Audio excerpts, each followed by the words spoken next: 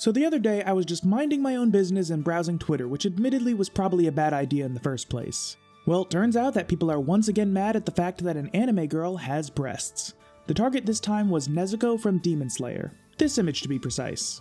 I was contemplating which series to take a look at next anyway, so I figured, what the hell, might as well hop on Demon Slayer. I know barely anything about this show aside from the basic premise, so this should be exciting. If you want the spoiler-free version of my thoughts on the series, there's a section at the end for exactly that. Timestamp is on screen now. But really quick, if at any point you think I'm doing a good job, please leave a like and subscribe because it genuinely does help me out. Also, check out Twitter and Discord linked below, and consider joining Patreon for a shoutout in every video and early access to future content. Alright, enough of that. So I asked for feedback on my Muv-Luv alternative anime review, and there was a pretty clear consensus. You guys want to see more anime reviews, and you want them to be better.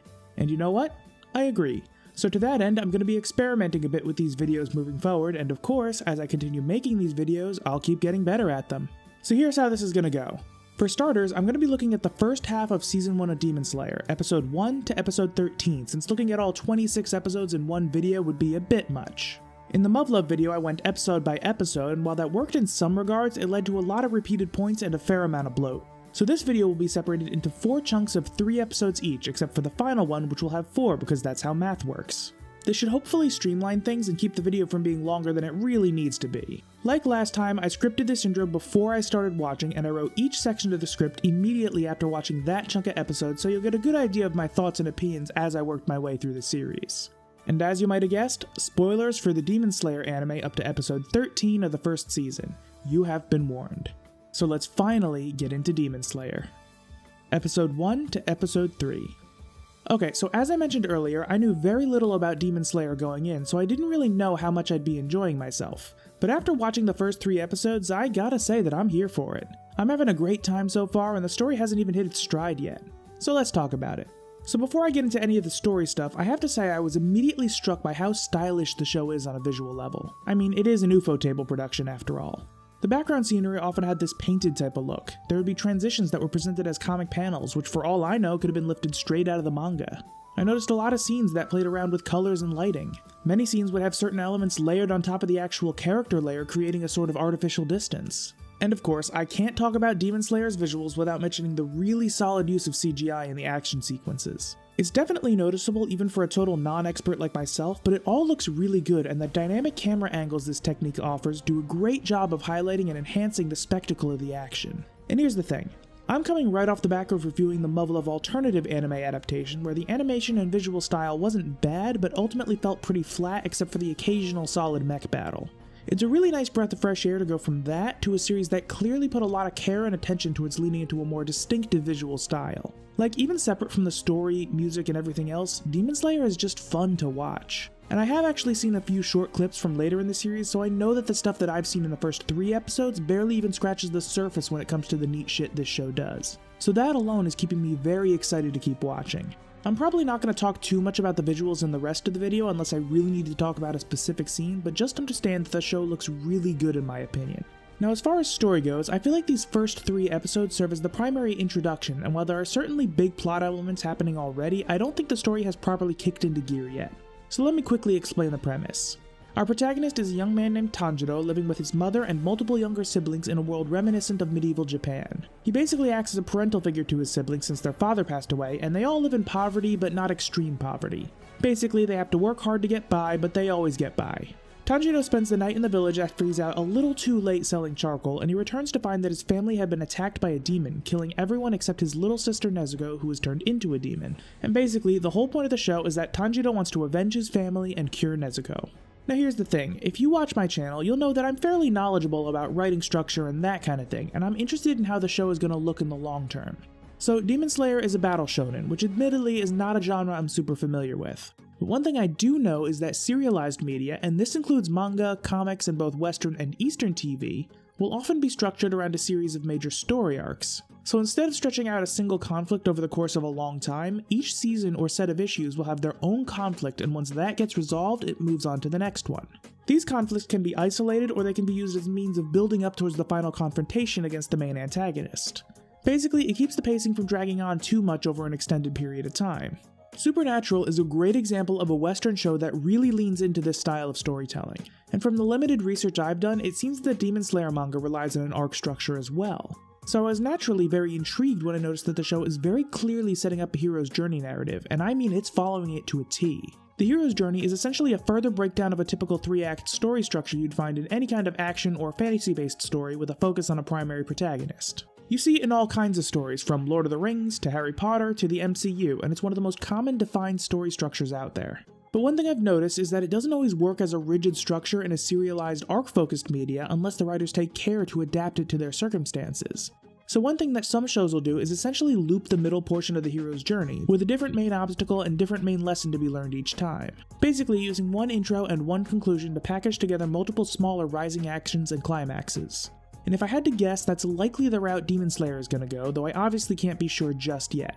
But it will be very interesting to follow since it's clear to me that the writers weren't just following a set of tropes and trends. This is an explicit and deliberate hero's journey narrative. The first 4 steps of the hero's journey have already been done, and the 5th looks like it's going to happen in the next episode, so I'm thinking that the story is about to really kick off soon. I'm excited to see where they go with it.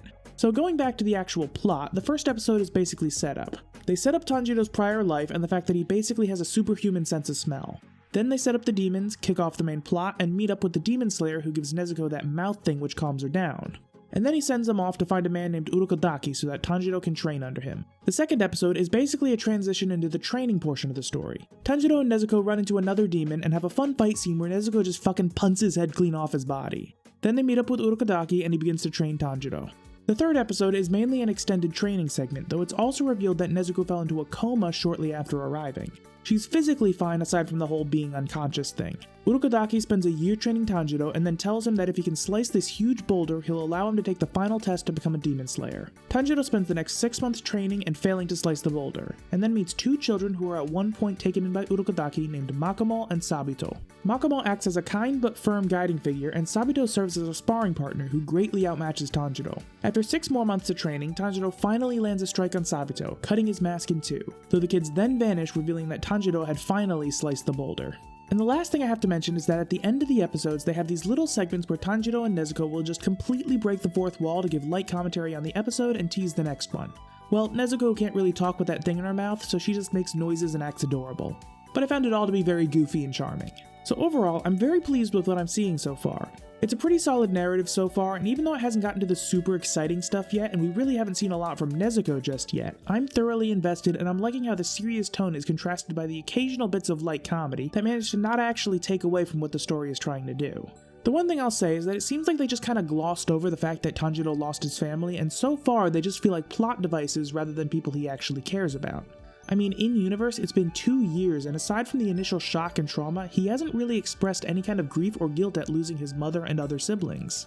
But they of course still might go into that, though I think letting time advance 2 whole years without addressing it at all was a bit of a mistake. Still, I'll reserve judgment on that front for now. This was an exciting way to kick off the show, and I'm very excited to keep watching. Episode 4 to Episode 6.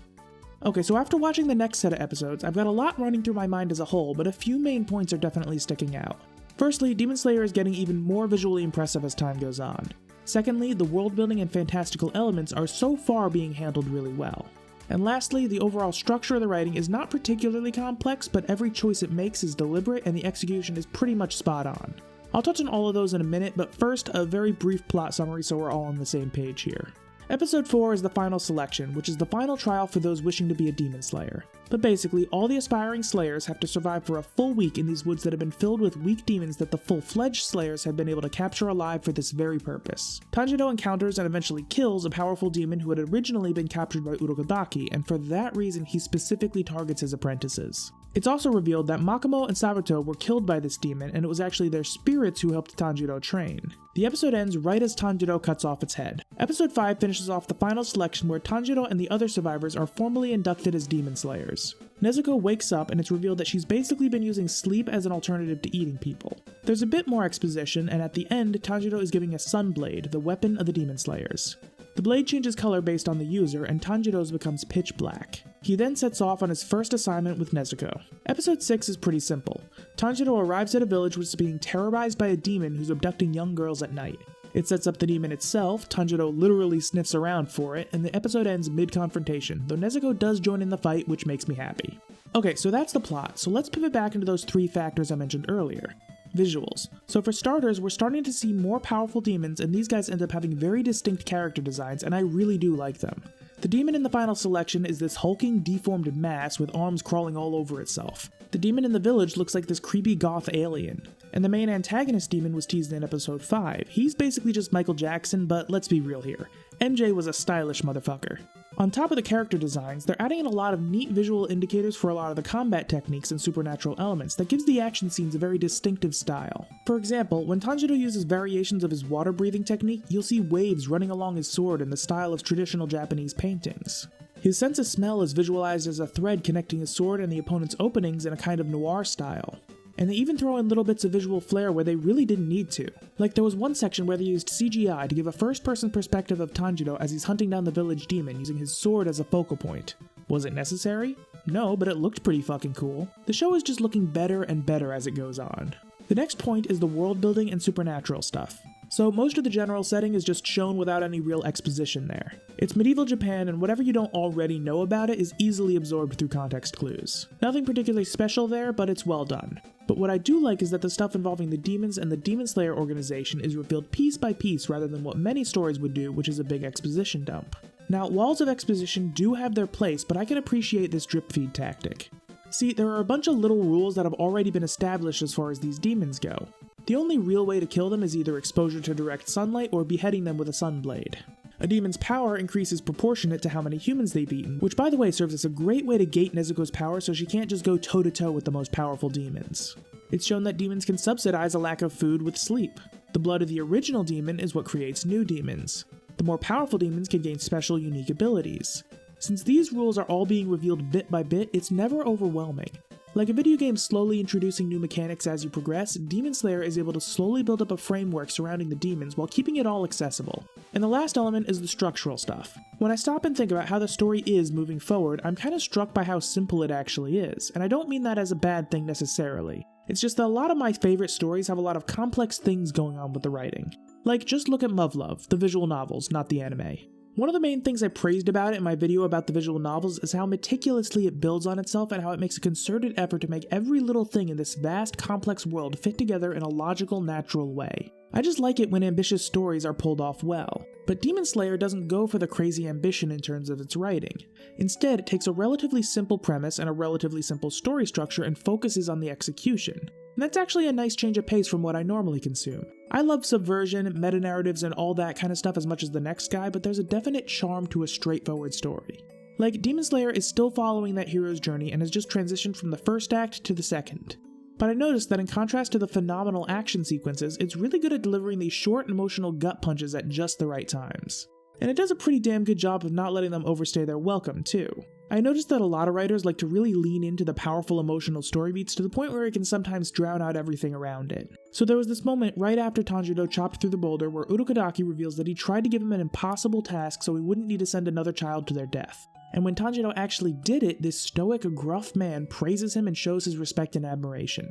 I definitely felt things, but then it wisely moves on once it made its point.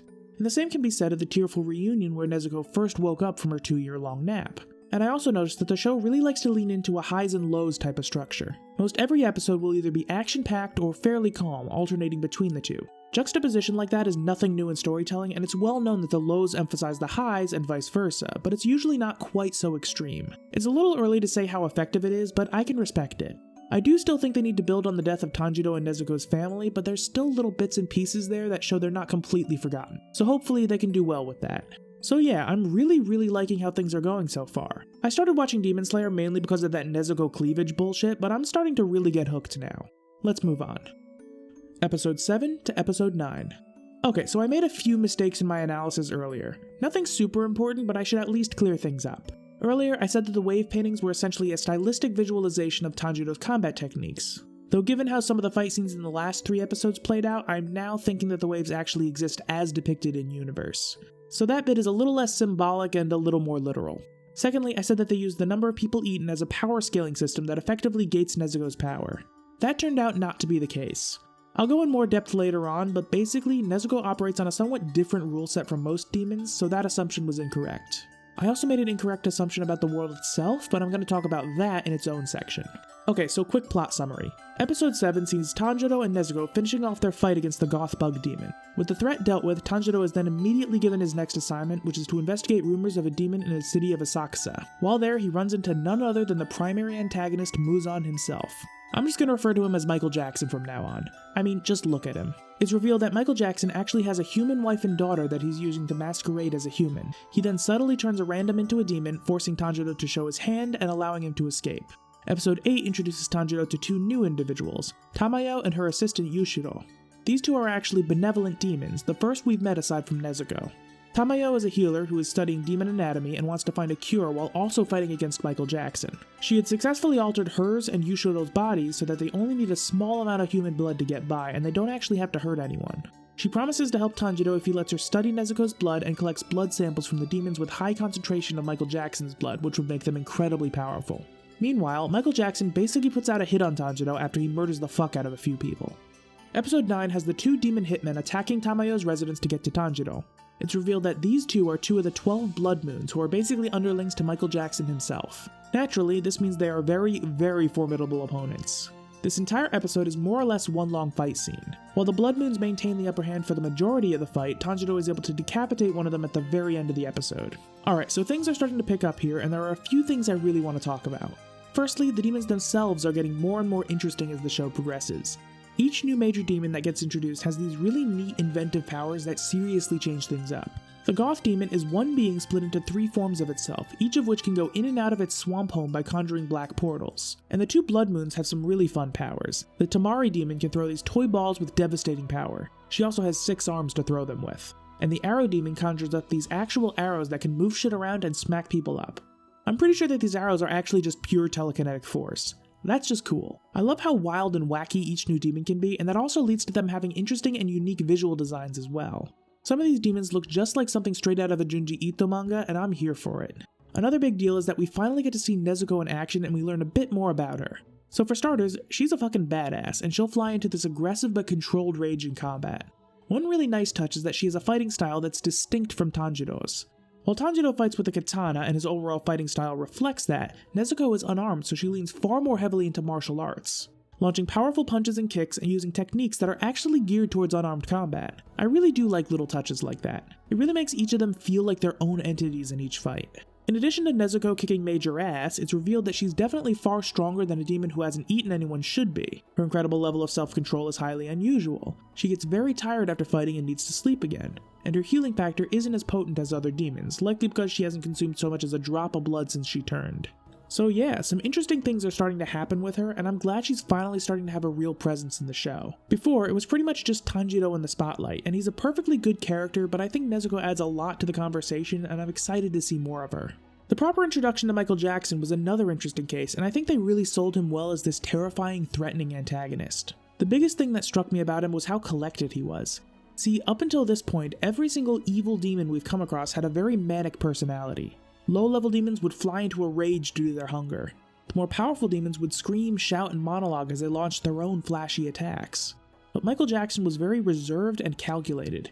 He used a subtle approach when first meeting Tanjiro. He utilizes deception to blend in with humans. Even when he murders 3 people in anger, it's a very cold anger, and his every movement is precise and deliberate. He kills 2 of them with 1 strike each and tortures the last to death by making her overdose on his blood. Honestly, that's fucking terrifying. What a great villain so far.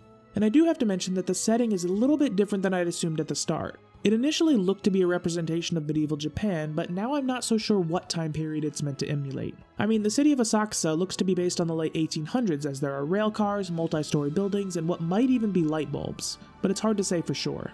This might just be my ignorance of Japanese history showing, but I can no longer accurately say if they're trying to emulate a specific time period or if they're basically just making up their own unique setting. But it's not super important. Overall, things are starting to ramp up, both in the fact that the fight scenes are only getting better and in the fact that important plot things are happening. I certainly wasn't expecting a direct confrontation with Michael Jackson so early on, and the introduction of demonic allies aside from Nezuko is game-changing. I am absolutely psyched to continue watching. And before I move on, I do have to acknowledge that the post-credits scene in episode 9 is the most adorable so far. Tanjiro and Nezuko do these exercises together and it's so fucking cute, holy shit. Okay, let's finish off this half of the season. Episode 10 to episode 13. Okay, well I've definitely got things to say about these last 4 episodes, so let's get right to it. As always, quick plot summary. Episode 10 starts out by finishing off the fight against the 2 demons. Tanjiro did cut off the arrow demon's head at the end of the last episode, but as he's dying, he basically goes all out and his arrows pretty much beat the shit out of Tanjiro, breaking bones and putting him out of the fight.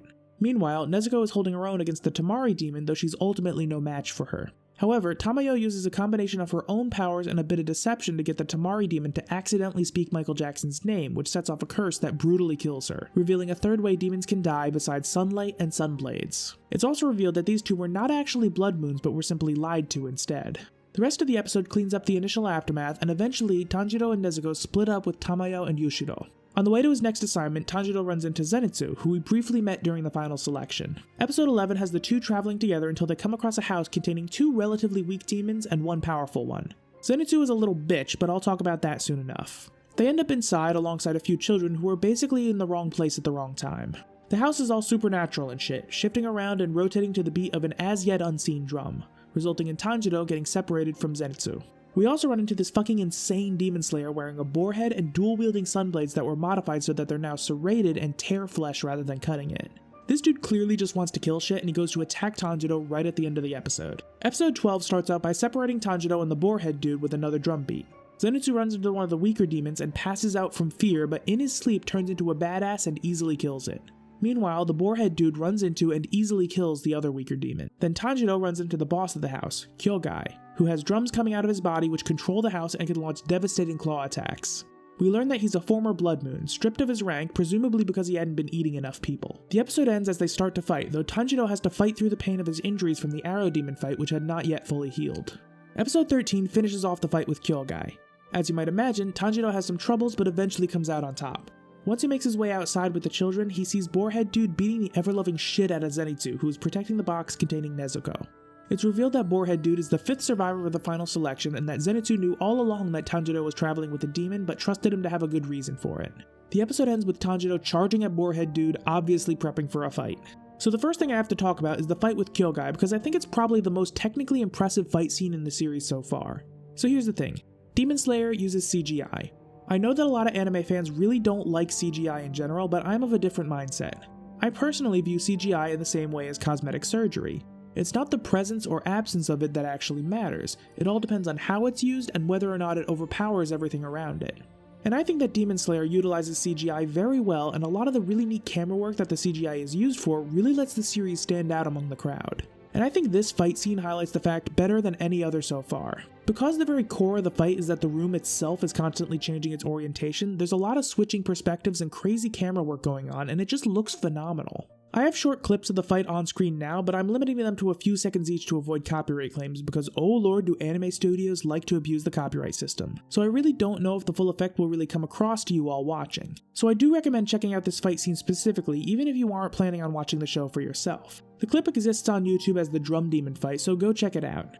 It is such a stunning fight scene, and I honestly wish I knew more about how animation works to properly appreciate it.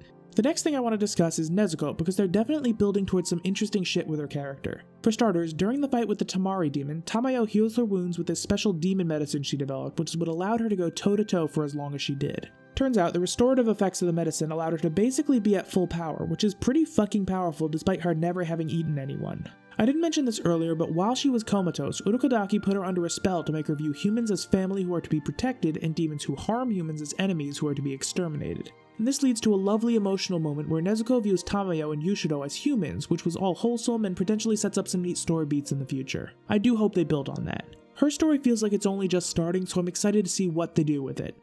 Zenitsu is someone I have very mixed feelings about. My initial impression that I just can't fully shake is that he's fucking annoying, and not just in an over-the-top anime personality kind of way. One of his defining traits is that he's a coward, and he just fucking whines non-stop. There are a few interesting things about him though. We see him become a badass when his subconscious takes over, basically showing that he's highly skilled but gets in his own head. He also has a very protective nature and can somewhat overcome his fears when he has someone he needs to protect. The child he was guiding through the house kept him going. When they fell out of the second story window, he takes the brunt of the fall to keep the kids safe. and he blocks the box containing Nezuko with his body to protect her from the boarhead dude. And there's also the fact that they're clearly trying to draw parallels between him and Tanjirou, and I'm not sure what to think about that yet. Tanjirou has his green and black color scheme, while Zenitsu has yellow and orange. Tanjirou fights with water styles, while Zenitsu uses thunder. Tanjirou has a superhuman sense of smell, Zenitsu has superhuman hearing. They're definitely setting stuff up there, and it's interesting, but not quite enough to make me not want to kick his ass just yet. Now, he's another case where his story is clearly only just starting, so I'm gonna try to not judge it too harshly just yet, but I'm not completely sold on him. So yeah, the pace is picking up even more, the stakes are still high, and the show is exciting even during the more calm segments. I'm incredibly excited to keep watching, but that's all the viewing I'm gonna do for this video. So that was the first half of Season 1 of Demon Slayer, and welcome back to everyone who just wanted a spoiler-free review. If there's one word I could use to describe this show so far, it's stylish. The series absolutely oozes charm, and throughout my entire experience, I was marveling at the lovely art and animation while also being thoroughly entertained by the expertly designed and choreographed fight scenes. Most of the character development we see so far is from our protagonist Tanjirou as he adapts to his various obstacles and enemies while also dealing with the seemingly impossible task of curing his sister Nezuko of her demonic affliction. We do see various side characters who do have their own surprisingly powerful emotional moments, but they're ultimately short-lived and take a backseat to the overarching narrative of Tanjirou. The world building is very well paced, and all the supernatural elements of the demons and the demon slayers are introduced piece by piece, so you'll never be lost even as the different rules and stipulations of the world continue to build on themselves. You may argue that some of the rules seem a bit contrived, but I'd say they all work very well in context. The primary antagonist is still fairly mysterious, but he exudes a level of power and malice that really sells his threat factor. Though Tanjirou is undeniably growing in skill, this villain's very presence indicates that he could kill him in an instant. And if you're looking for a highly complex story with an intricate structure, this is not that. While increasingly complex and ambitious stories are becoming the norm nowadays, Demon Slayer instead opts for a simpler story structure, going for a relatively standard hero's journey narrative, with an alternating high and low structure on an episode-by-episode basis. That being said, this simple structure is executed quite well, and while it won't have those holy shit mindfuck moments that you might see in something like Muv-Luv or Christopher Nolan's Memento, Demon Slayer uses its simple format effectively, and the story never feels bland or stale at all. It's also worth noting that the overall pacing of Demon Slayer seems to be much accelerated from the typical battle shonen style. Based on the first 13 episodes of the series, I can confidently say that Demon Slayer is absolutely worth a watch. I'm thoroughly hooked, and I'm going to be obsessively editing this video because I really want to keep watching. And yes, that means you'll be seeing a video on the rest of Season 1 before long. I'm glad I picked it up. So yeah, that was Demon Slayer. Now, my gaming and visual novel content isn't going anywhere, so don't worry. Right now, I'm working my way through Octopath Traveler, and that's a pretty chunky game, so that video is coming, but I'm going to need more time. I want to use these anime reviews as a buffer in between my longer videos since they don't take nearly as long to make, and I have actually been putting off certain bigger projects because I don't want to go dark for a month or more. But still, do let me know what you thought about this video, and also let me know what animes you want me to review in the future. I'm down to check out just about anything, so please speak your mind in the comments. I'm having fun exploring the world of anime, and I'm loving the fact that I can actually make videos that don't take a minimum of 30 hours of work. Thanks for watching. Big thank you to my patrons, especially my God tier supporters Spawn, Bulk Squat Thrust, Michael Rotolo, Drago, and Fatima. I appreciate you all. If you want to join them for a shout out in every video and early access to future content, check out Patreon linked below. Don't forget to like the video and subscribe for more content. It really does help me out and I appreciate it. Follow me on Twitter for assorted fuckery and join the Discord server linked below. Once again, thank you all for watching and I'll see you next time. Play the electro swing. Hit the road, Jack, and don't you come back no more, no more, no more, no more.